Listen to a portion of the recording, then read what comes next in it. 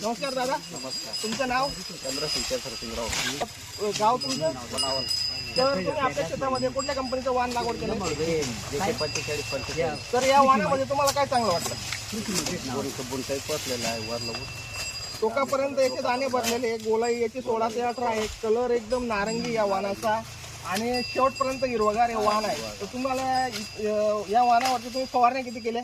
एकच फवारणी केली. कोणती फवारणी केली होती? डिलिकेट मारलं आणि खताचे डोसेस? एकच मारलं आहे. एकच खताचा डोस तुम्ही एकच दिलेला आहे. तर या वाणाची खासियत म्हणजे एकदम हलकी जमीन आहे.